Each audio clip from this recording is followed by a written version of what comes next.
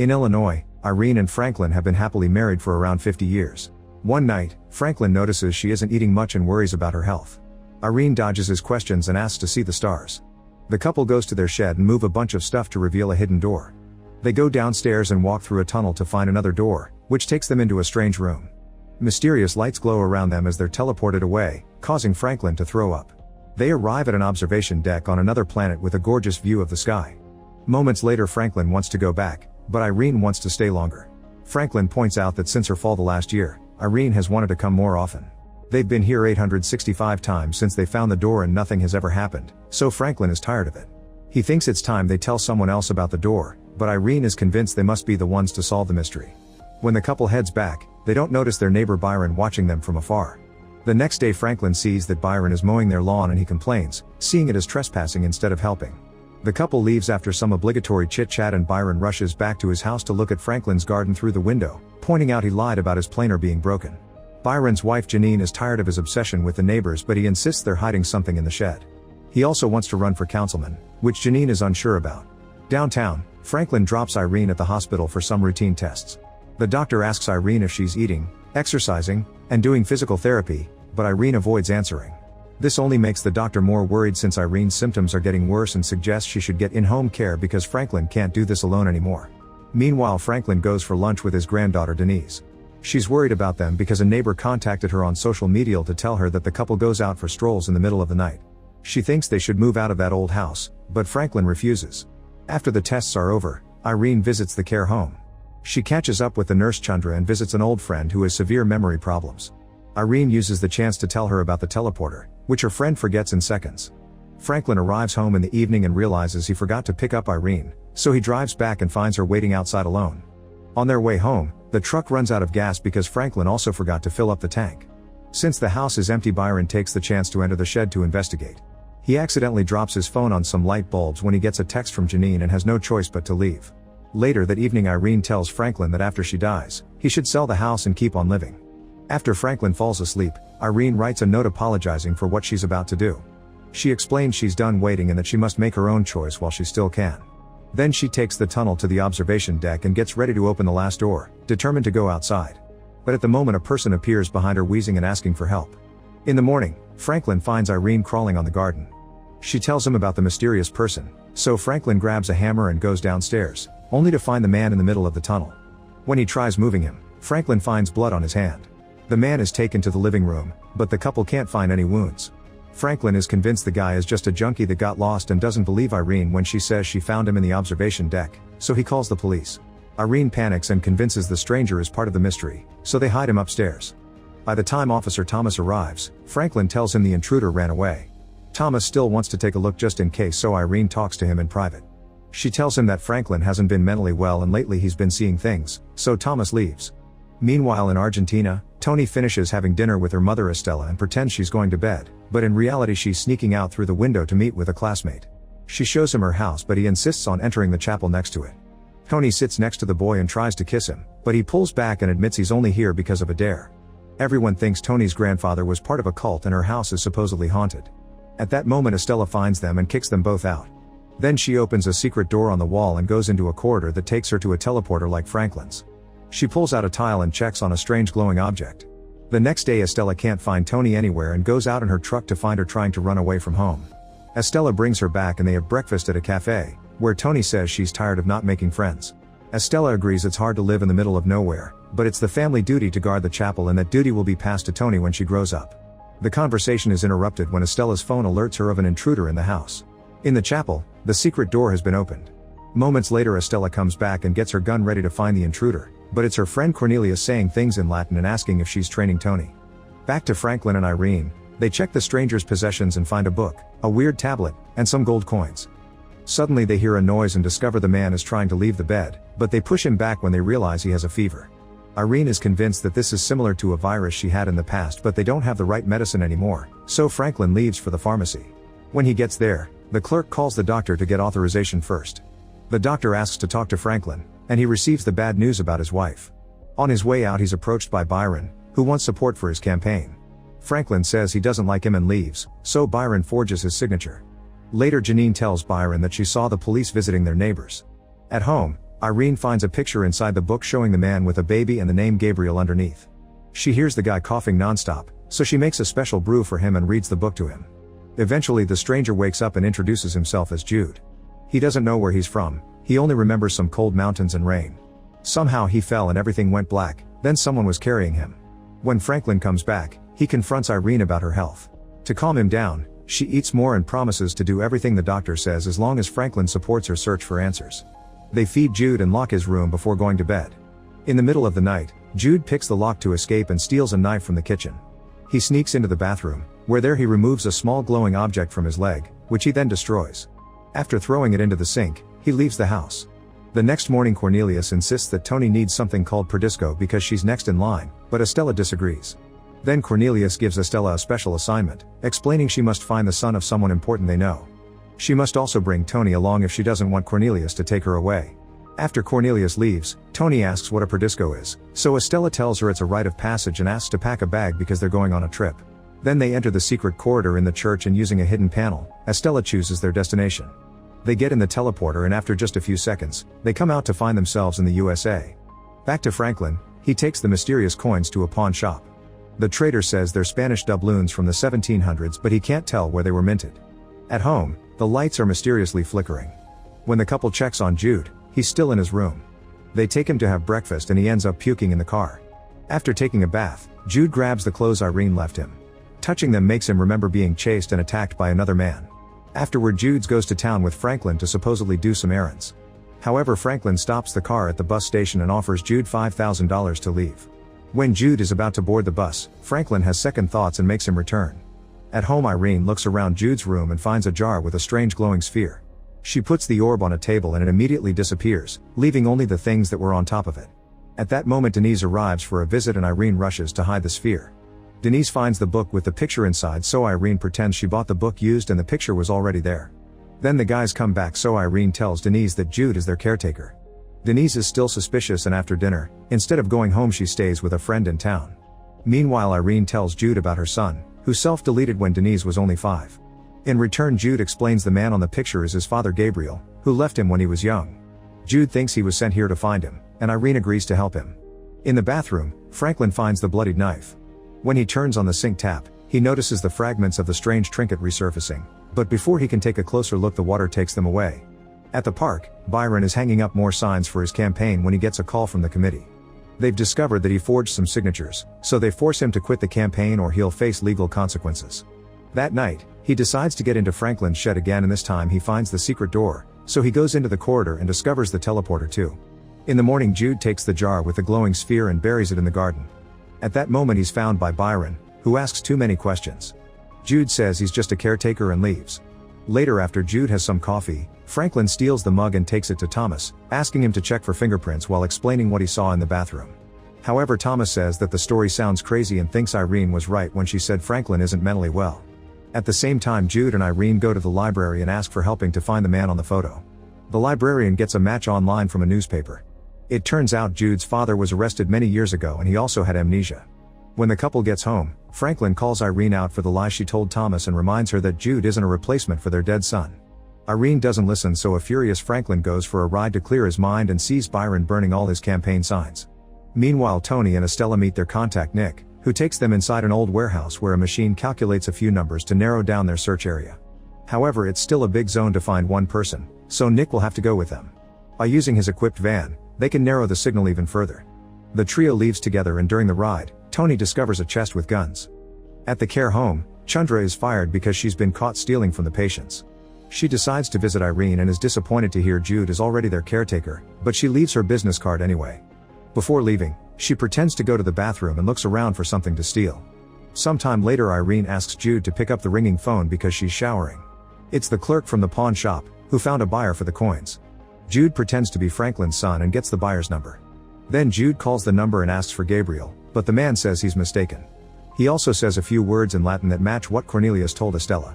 Getting scared, Jude hangs up and tells Irene the call was a telemarketer. Before going to bed, Irene gives Jude some money for all the work he's been doing around the house. Afterward Jude realizes his tablet is missing and suspects Chandra. He grabs her business card to go looking for her, but he gets lost and enters a bar to ask for directions. Denise is in the same bar with her friend, so they end up hanging out with Jude. He's having so much fun that he agrees to get on the stage for karaoke, only to sing something slow in Latin. Everyone stares at him as if he was a weirdo, so when Denise is distracted, Jude leaves the bar.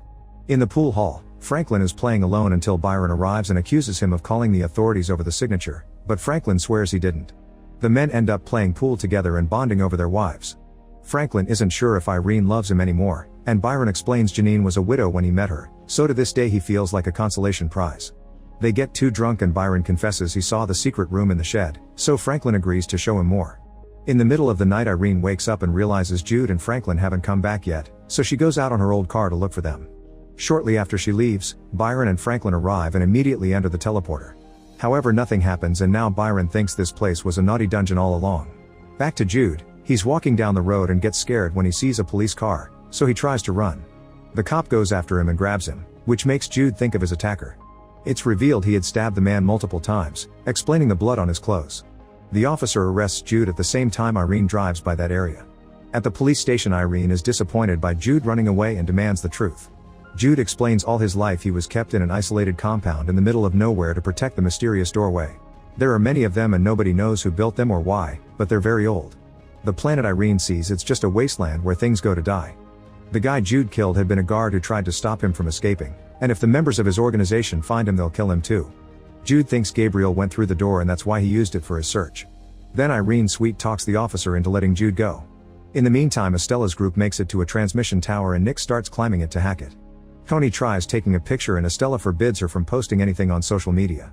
As Nick gets a ping from the tower, a utility worker arrives, so Estella has to quickly knock him out and lock him up in his van. Afterward, the trio leaves while Nick announces they're going to Illinois. A few hours later, Estella asks Nick to take a different road and to stop near the forest.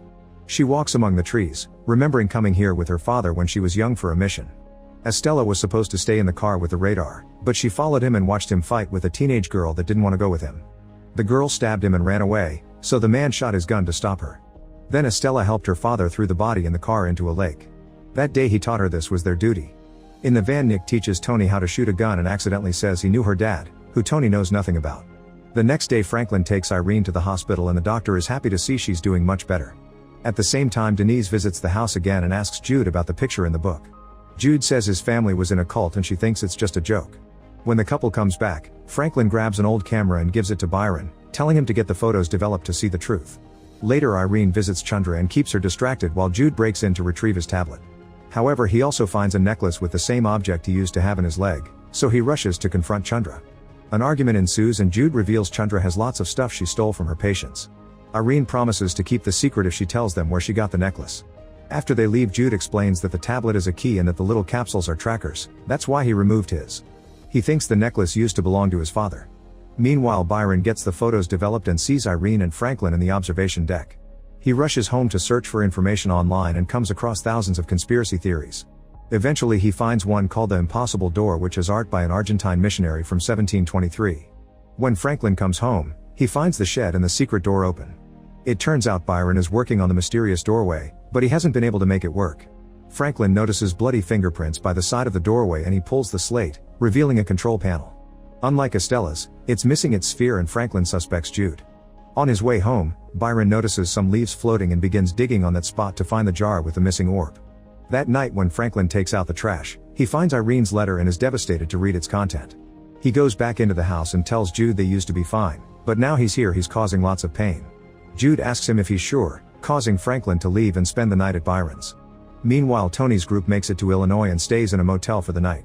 When Estella goes to the vending machine, she hears weird noises coming from Nick's room and discovers he's doing tricks with one of the orbs to impress a night worker. Estella pays the woman to make her leave and scolds Nick for doing dangerous things, reminding his brother died because he misbehaved. Nick says Estella isn't much better since she's keeping Tony in the dark about everything. The next morning during breakfast, Nick tells Tony that Estella used to be wild as a teenager and calls her out for not talking about his brother. When he tries to point out Tony looks like his brother, Estella smashes his face on the table. Then she drags Tony to the van and they leave without Nick. During the ride, Estella explains the person they're looking for is part of their organization and they must stop him before he puts people in danger. Tony agrees to use Nick's machine to figure out where to go next. Back to Jude, he and Dennis visit the necklace's previous owner that Chandra told them about. They meet with a man who explains the necklace used to belong to his father. He was a truck driver and one day he picked up a hitchhiker who appeared to be running from something. His suspicions were proven right when he realized the truck was being followed, so the hitchhiker took a knife from the glove box and removed the tracker from his ankle. Then he gave it to the driver and ran away. In the meantime, Byron shows Franklin the orb, but he isn't interested and tells Byron to try it alone. Franklin then goes home and confronts Irene about the letter. She tries to apologize, saying she made a mistake, but Franklin believes something is seriously wrong with their marriage and feels he isn't enough for her to want to stay. In the shed, Byron puts the sphere in the control panel, but nothing happens. At the police station, Thomas learns that Jude was arrested the other night and begins having second thoughts about the mug. Moments later, he visits Irene and shows her all the things he found about Jude, thanks to the fingerprints. There's a history of violent incidents and psychiatric holds, so Thomas wants to take Jude into custody. To protect him, Irene pretends she's already fired him for getting drunk. Moments later, Denise and Jude come back with information of where his father had been seen a few years ago. Jude wants to follow his dad's trail and Irene and Denise agree to go with him, but Franklin stays. In private, Irene shows Thomas' report to Jude, who says it was all made up by his organization so the police would capture him. After the group leaves, Franklin gets a call from the potential doubloon buyer and learns about Jude's lie. The buyer explains they're very rare and wants to know where he found them, but Franklin gets nervous and hangs up. At that moment, Byron calls him to the shed and reveals he connected a generator to the teleporter. He guessed the orb was the machine's charger and it lost power when it was removed, so now he wants to recharge it. As soon as they plug it in, the entire tunnel starts shaking and the orb sends out a strong shockwave that makes lights in the neighborhood flicker, triggers all cars' alarms, makes dogs bark, and even kills birds. In the van, Nick's machine short circuits and almost makes Estella crash. She and Tony notice they've arrived at a neighborhood with no power. Once the orb stops, Franklin and Byron use the teleporter. Byron throws up before stepping into the observation deck, amazed by the beauty of the planet. Franklin admits he was never brave enough to go outside, but now he's finally ready, and he reveals he's been working on spacesuits for years. They need to be finished and Byron agrees to help, so he goes shopping for diving equipment. He also stops by his house to get some tools and has to lie to Janine about his project. She gets frustrated because he's never home lately and starts complaining about the shame he brought to the family with that forged signature. This makes him realize it was her who reported him to the council. In the park, Estella is hanging missing signs with Jude's face. She's found by Thomas, who points out the van is parked on the wrong spot and is suspicious of two foreigners vacationing in their little town. Suddenly Tony starts yelling random things in Spanish and Estella fights with her on purpose. Since Thomas doesn't understand what they're saying, he gets uncomfortable and leaves.